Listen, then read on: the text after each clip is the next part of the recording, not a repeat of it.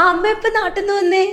ആ അമ്മോ, ഒരാഴ്ചയായി മോളെ. ശ്രീ പറഞ്ഞായിരുന്നു അമ്മ വരുന്നതെന്ന്. അടുത്ത ആഴ്ചയിലെ അവളുടെ ഡെലിവറി. ആ മോളെ, കുളിപ്പിക്കാനുള്ള കാര്യം ഒന്നും നോക്കിയിട്ടില്ല. ഈ കുട്ടികൾക്ക് ഒരു ഗൗരവവും ഇല്ല. എന്റെ ഒരു ഫ്രണ്ട് ഉണ്ട്, ഡോക്ടർ ആർഷ. നമുക്കൊരു കാര്യം ചെയ്യാം, അവളെ പോയി ഒന്ന് കണ്ടാലോ അമ്മ?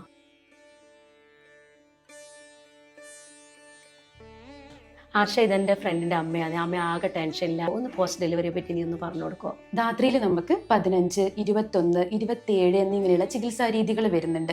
നമുക്ക് എന്തൊക്കെയാണ് ഇതിനെക്കുറിച്ച് അറിയേണ്ടത്? അപ്പൊ നാട്ടിലത്തെ അതേമാതിരിയുള്ള ചികിത്സയൊക്കെ തന്നെയാണോ അവിടെ ഉണ്ടാവുക? എല്ലാവരുടെയും ഒരു ടെൻഷനും കൂടിയാണിത്.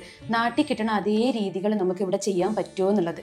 ധാത്രിയിൽ അതിനുള്ള എല്ലാവിധ സൗകര്യങ്ങളും നമ്മളിവിടെ പോസ്റ്റ്നാറ്റൽ കെയർ യൂണിറ്റ് ഒരുക്കിയിട്ടുണ്ട്. അമ്മയ്ക്കുള്ളതിൽ ആദ്യം തന്നെ നമ്മൾ ശിരോഭ്യംഗം എന്ന് പറയും. ഫുൾ ബോഡി ഒഴിച്ചൽ, ദേഹവേദന, അതേപോലെ ഡെലിവറിക്ക് ശേഷമുള്ള പോസ്റ്റ് ഡെലിവറി കോംപ്ലിക്കേഷൻസ് ഒക്കെ മാറ്റാനായിട്ട് ഹെൽപ്പ് ചെയ്യും.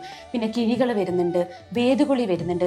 നാട്ടിലുള്ളതുപോലെ തന്നെ നമ്മൾ ഉദരബന്ധനം എന്ന് പറയും, ബെല്ലി ബൈൻഡിങ് ചെയ്യുന്നുണ്ട്. ആഴ്ചയിൽ 1-2 വട്ടം ഹെയർ ഫ്യൂമിഗേഷൻ, അതേപോലെ കേശധൂപൻ എന്ന് പറയും, നാസൽ ഫ്യൂമിഗേഷൻ, ധൂമപാനം നസ്യ എന്ന് പറയും. ഇങ്ങനെയുള്ള ചികിത്സാ രീതികളെല്ലാം നമ്മൾ അമ്മയ്ക്ക് കൊടുക്കുന്നുണ്ട്.